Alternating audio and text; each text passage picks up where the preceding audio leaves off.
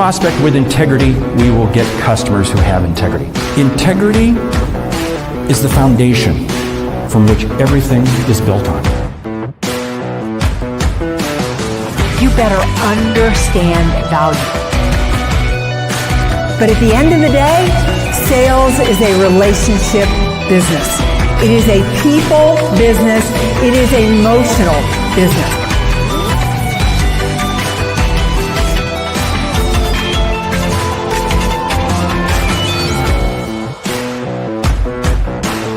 This is Sales Logic. Hey, this is Sales Logic. This is Meridith, Elliott, Powell hanging out here with my partner, Mark Hunter. Mark, I do not know why StreamYard has decided to put the intro out there first, but let's just rock and roll with it today. Yeah, let's rock and roll. Hey, the topic we're talking about today is the art of being productive, not busy in sales. It's easy to be busy, but are you productive? That's the topic. We got a great question. We got a lightning round. We got a book. Hey, let me tease the lightning round. We're going to talk about top 10 ways to build your network. So stick around to the end. We'll share that. So let's jump in. Being productive. I think it's such a good topic for the week because wow, it has been a week, right? I mean, so much is happening in the marketplace, so much uncertainty in the marketplace. And it really is a time that you really need to look at whether you're being busy or whether you're being productive in sales. Because when the market gets tight, you better focus on being productive. Well, and that means being focused on your customers. And it comes down to a simple 2 letters that I always strive for. Is it helping me achieve my R or my G? My R is revenue. In other words, is what I'm doing helping me to create revenue? Or G, is it helping me to achieve my goals? If it's not doing one of those 2 things, why am I doing it? And you're right. It's so easy to get distracted. It's so easy to get caught up. Or it's so easy to spend time with a customer who has no capability of buying from you. Or get tied up in some sort of a project that really isn't going to generate anything in terms of helping you achieve your goals. Stay focused, revenue or goals. Yeah, I love. Good morning, John. I'm so glad you're here for your sales tune-up. So, Mark, I want to kind of break that down a little bit because I think what you said is really, really important. So I think we need to define the difference between busy and productive. Busy means you're just doing a whole lot of stuff. And that is really easy to happen to you, right? I get up in the morning and I have so many things that I've got to do. But I love the way that you said your R or your G, revenue or goal. I think it's a great way to define productive, to say, did this task produce revenue? Did this task move me closer to my goal? And if it doesn't, then you really need to say, is this busy work? What is the value of what I'm doing? Which is so much of what email is. So there's so much, we can all spend hours a day in email.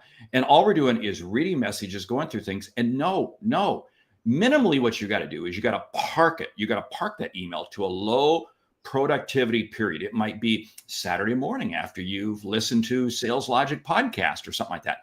But you have to also make sure that you are using your peak hours, your peak selling hours on peak revenue things. So it's not just about breaking it down between revenue and goals, being busy versus productive, but knowing the hours of the day so you optimize your selling time.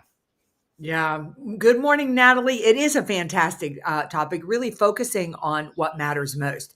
Here's the interesting thing about what matters most is that it can shift on a weekly basis. I thought it was so interesting, the text chain that we had going this week with our mastermind. And you jumped in at the end and said, here's what I'm doing in reaction to what's happening in the marketplace. So your productive task shifted even midweek. That's what you have to do. You have to be able to say, okay, things change. So seize the opportunity, seize the moment and run with it.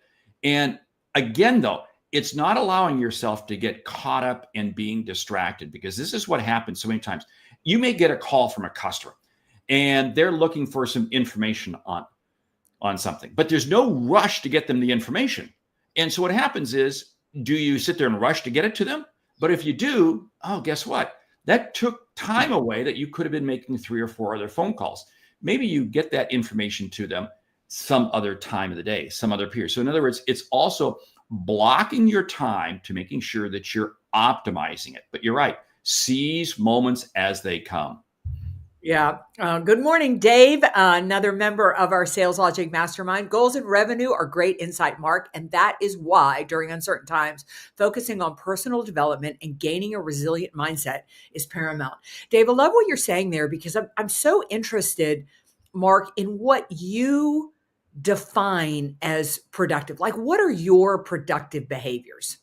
Well, my productive behaviors really come down to the clients that are bringing me revenue right now. For instance, yesterday we were mentioning this text chain that we had, and I came up with an idea. They came up with an idea because I was getting ready to do a keynote speech for a large company, and backstage we were talking about tariffs.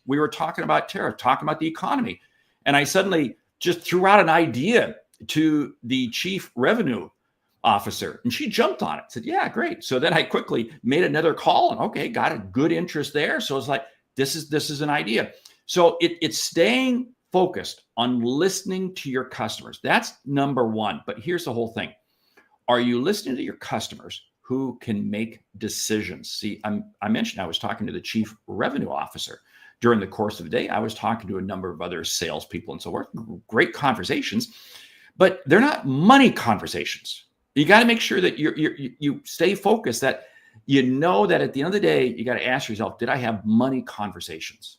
Not to discount other people, but boy, you got to put food on the table. Yeah, I love what Jack Hubbard, king of sales, is weighing in here. This is so great. In May, Jack and I get to speak at a conference together. So looking forward to spending time together. Being busy means a wandering generality. Being creative makes you a meaningful, specific, especially for your buyers. And Ann McNeil, what a powerhouse. What an honor to have you here this morning. Good morning. What matters most? Sales activity. So true. So if you want to be productive, I love again that Mark said revenue and the goal. Now, I got to admit, for me, even my productive hours of the day, the things I protect are, first of all, time with my family. Like I'm going to do something with my husband or one of my extended family every single day.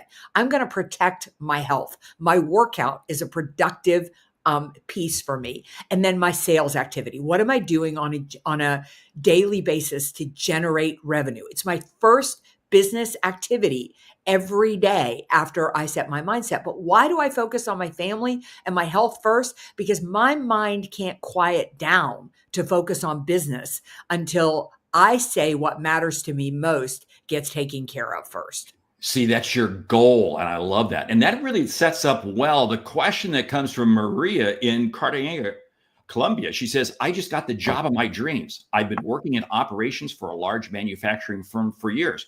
I've wanted to be in sales, finally got my shot. But wow, this is different. So much freedom with time. And it is up to me to structure my day and my week. What's your advice? And what you just said was so good because it's getting your mind in place. This is where it comes back to that I always contend.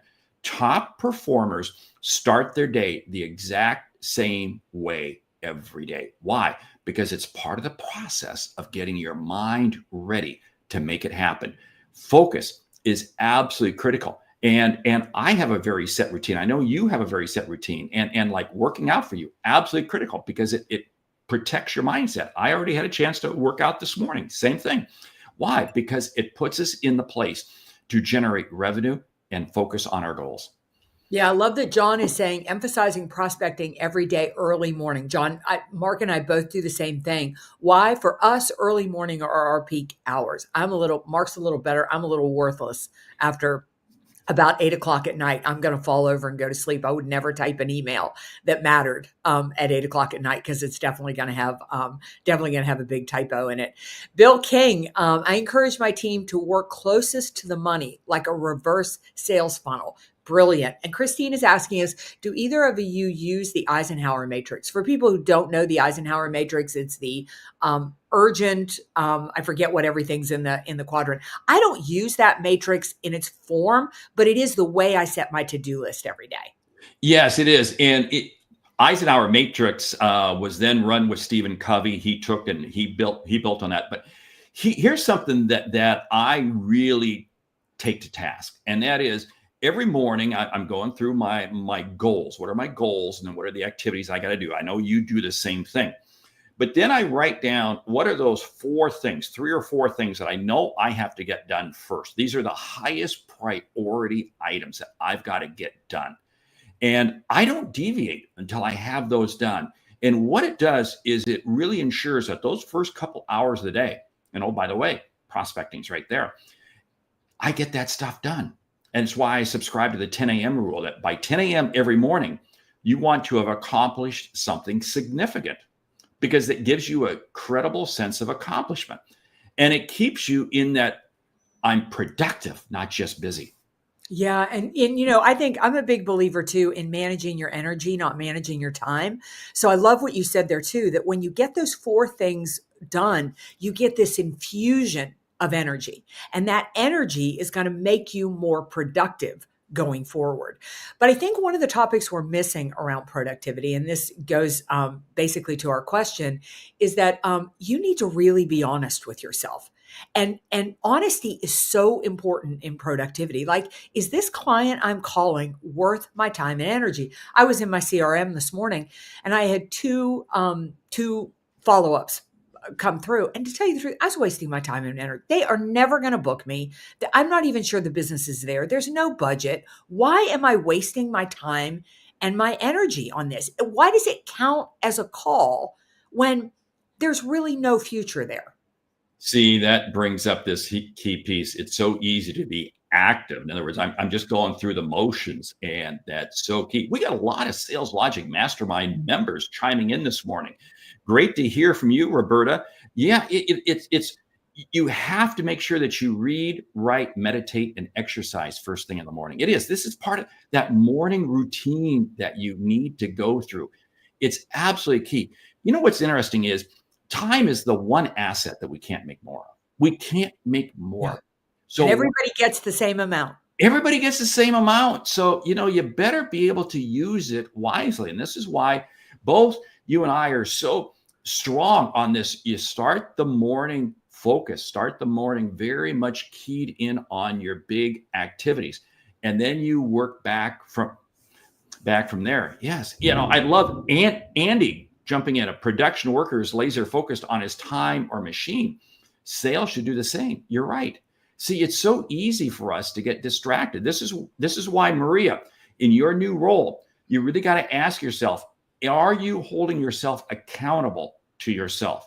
This is one of the key ways that salespeople get into trouble, because there is a lot of freedom in sales. And as a result, you can chase a lot of squirrels pretty quickly. You have to be willing to make meetings with yourself and hold yourself accountable to get done during that meeting, which you said you were going to get done. Yeah. I also think if you want to be productive instead of busy, you need to get your ego out of it. I just had a dose of that this week. I don't think my sales strategy is working anymore. I'm not driving inbound leads at the level that I want to drive inbound leads. So I'm kind of throwing out and 50% of what I do and trying 50% new things, really trying new strategies and new tactics. I'll look at those again in a week and see if they work, if they're producing anything. If they're not, I'll shake it up. I'll shake it up again.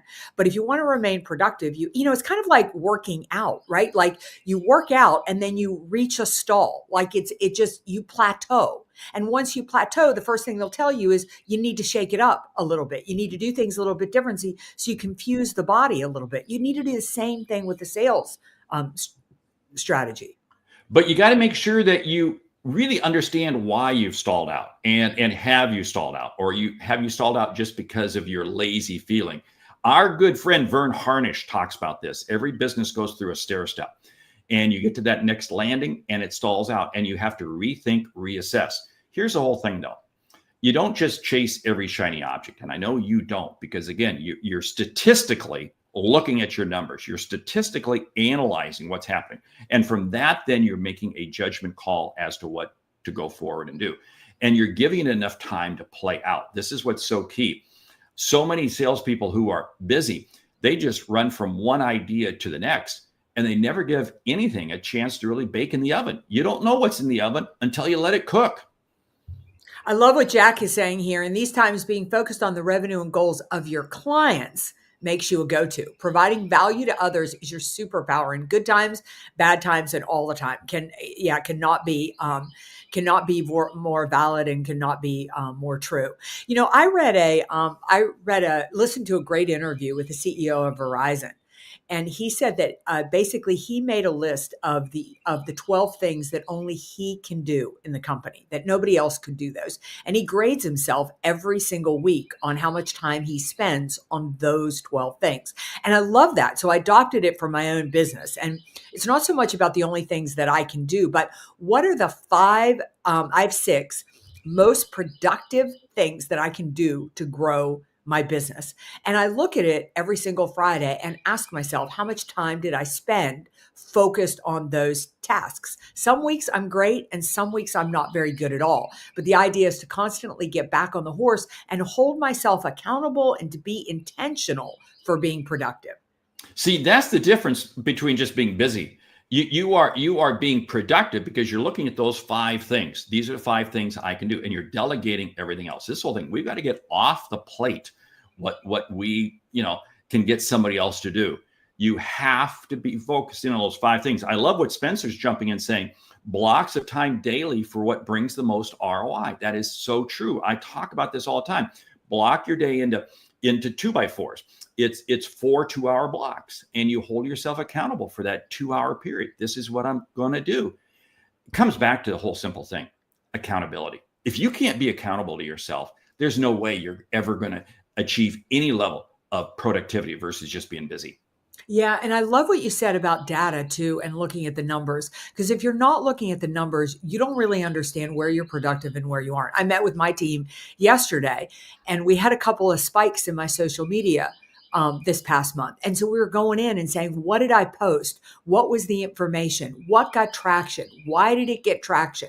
What drove the inbound leads? What were we doing at that moment so that I can learn as to what I'm doing right and what I'm not, and what I'm not doing right, and getting better from there. Love what Bill Snow is saying, keep tweaking, but be careful of doing a complete rebuild. So Bill, I'm going to be really interested what you say about this, because I think I'm in the middle of a total rebuild. I just finished rereading. It's the 3rd time I've read it. 10x is easier than 2x.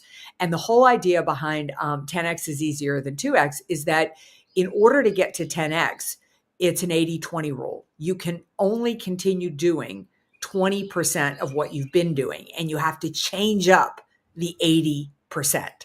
And I'm going to try to change up the 80%. Maybe a complete waste of my time. I don't know. But I thought, it really, really struck me. To get to 2x, I can continue doing 80% of what I'm doing and only change 20%. But if I want to get to 10x, I got to flip it around.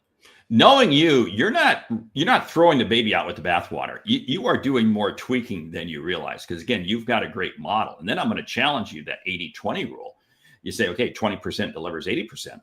Then you go, wait a minute, let me do that again. Let me take that next 20% and figure out what is the 20% in that group. And you keep drilling down, because it is. I do believe that there are iterations that we can do on our process in a continual basis to get better and better, because it comes back to this whole thing. If we're not achieving better results than we were a year ago, something's wrong. Yes. We're not achieving better results than we 6 months ago. We're not doing it. I really subscribe to this whole model of continuous improvement process. We've got to continuously be finding ways, but it's not about being busy. It's really about how do we take that busy work off the plate, because I don't want to do it. If you were to look at my desk right now, there's stuff all over the desk. And you know what? I could care less, because you know what? It's not generating revenue. In fact, somewhere down the road, it's just going to wind up going all in the garbage can. I don't care. Yeah. I have not read 0 to 1, but I will check that out, because like I said, I really enjoyed, I liked the mental challenge of 10x is easier than 2x. And I liked having my process, challenge. I want to go back to something that Mark said, and about the fact that if you're not producing the results you had a year ago, then something's wrong. I want to reframe wrong.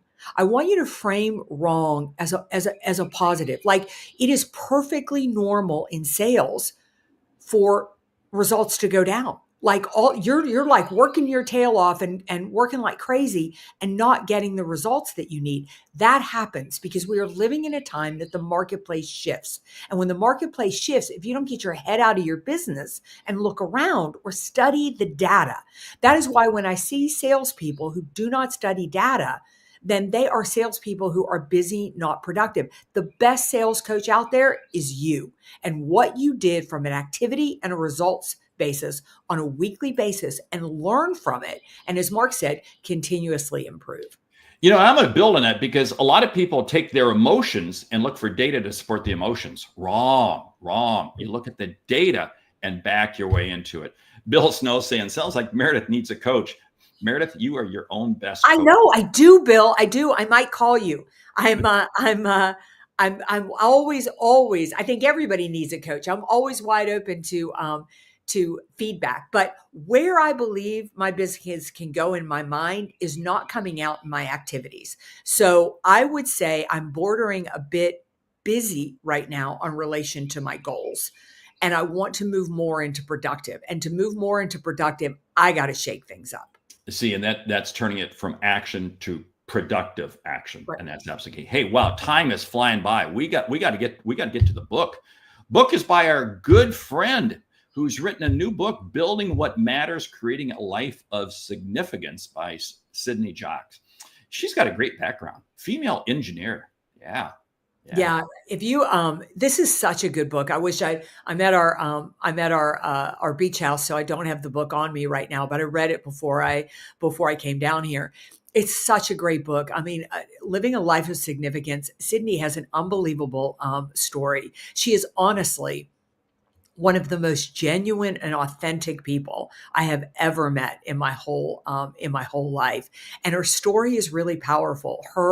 She has lived her life in a man's world from a professional and done it with such femininity, such beauty, and such grace. And her story is really powerful.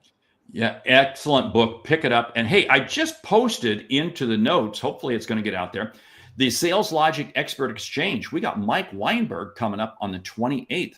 And we now have registration in our saleslogicpodcast.com website. So you just go up there, so you see the Expert Exchange. And I really encourage you to register for it because you're going to get a really good time with you, Mayor, myself, and Mike Weinberg. And if you don't know Mike Weinberg, man, you're missing out on a great individual. So join us on the 28th of April. And that link that I put there in the notes, you can grab that anytime to register for each month's Sales Logic Expert Exchange. You ready for the lightning round? I just want to comment on John's, and then I want to put up the link that you just discussed. I love what John said here. Salespeople who can embrace and learn from change rise to the top. So here is the there it is. Here's the link that Mark just put in the.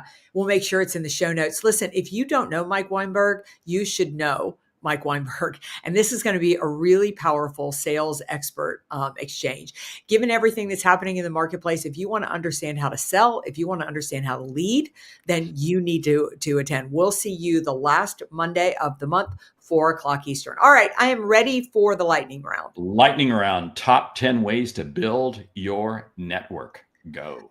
Number 1, focus on the people that you already know, that you already have connections with, and build those relationships. 2, give. Number 3, define who you want to network with. Don't just network for networking's sake. Define who you want to connect with. Number 4, never hesitate to ask them, how can I help you? How can I help them in terms of introducing them to other people? Number 5, learn to talk to strangers. Walk into every room with the idea that I've got to connect with at least 3 people.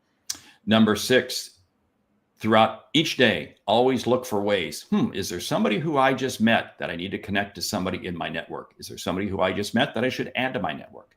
Always be looking to nurture your network. Number 7, I would say that a one-time interaction does not a network build. So mark your calendar to set a time to continue to nurture and build that relationship. Number 8, build your network not to receive, but to give. The more you give, it's amazing how much you'll receive, but have the right attitude. Yeah. Number 9, go into every single networking event with a list of open-ended questions. Learn to talk 20% about yourself, 80% other people. And number 10, value your network. The size of your network, the quality of your network quickly determines your net worth. So, hey, with that, great show today. Great comments from everybody. Love having you. Love all the Sales Logic Mastermind members who are participating today. If you're not part of it, jump out to saleslogicpodcast.com. Again, you can see all the information there regarding how to get involved in it. But anyway, with that, we want to say thank you for listening to Sales Logic this week. If you like what you hear, subscribe, rate, and review the show on your favorite podcast app. If something we've said has earned you $1, consider telling a friend about our show, because it's how we grow when we help you grow. I'm Mark Hunter. And I'm Meridith Elliott Powell. Remember, when you sell with confidence and integrity, all of this uncertainty suddenly becomes your competitive advantage. And the sale becomes logical. All right. We'll see you right back here next week, 8 a.m. Eastern. Always remember, if you have a question, reach out to Mark, reach out to me. Send it to saleslogicpodcast.com. We will feature you right here on the podcast. And we'll see you at the Sales Logic Expert Exchange, 4 p.m. last Monday of the month. All right. Have an amazing week.